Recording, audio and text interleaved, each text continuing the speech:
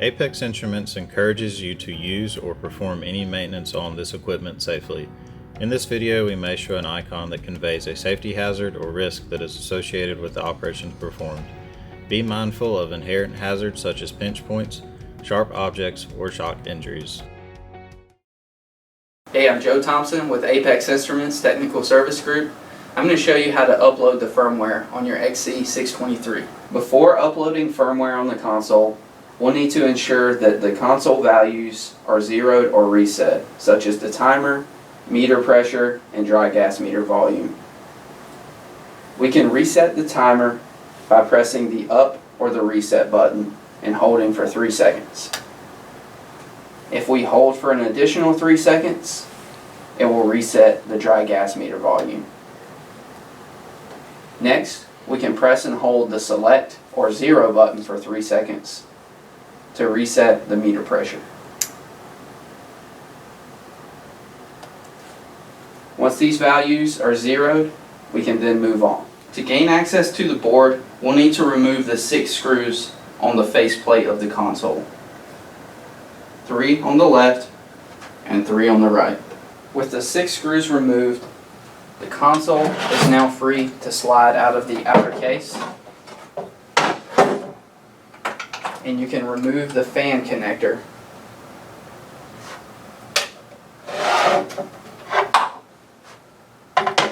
And the console is now free.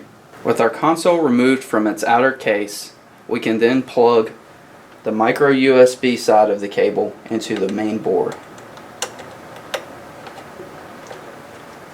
Once this is plugged in, we can then plug the opposite end of our cable, the USB, into the computer. Now we can plug in our power cord and turn the console on by flipping the main power switch. And after a few seconds, the firmware version will appear on the screen.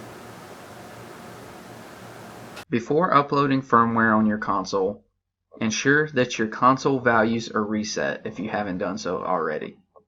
These values include items such as your timer, your meter pressure, and your dry gas meter volume. Once these values are reset, we can then upload the firmware on the console.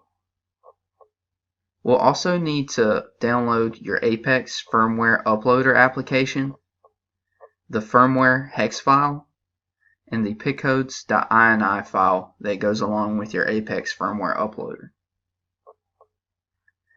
I've created a shortcut on the screen with these 3 items, as you can see.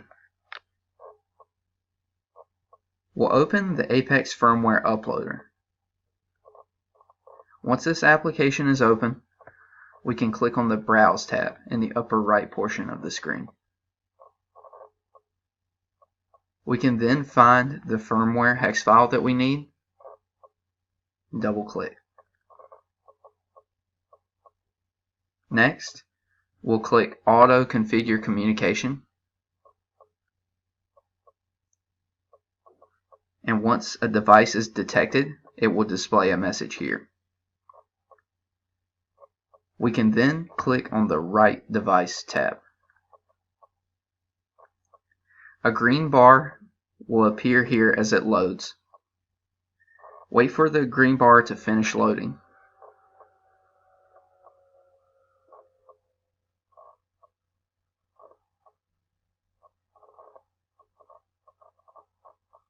Once it finishes loading, a transferring hex successful message will appear at the bottom.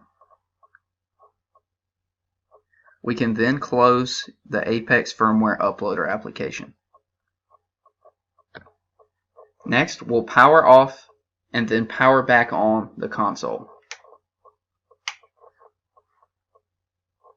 The firmware version should appear on the screen as the console boots up. We've then successfully uploaded the firmware on the console. As always, if you have any questions, feel free to email us or give us a call. Thank you.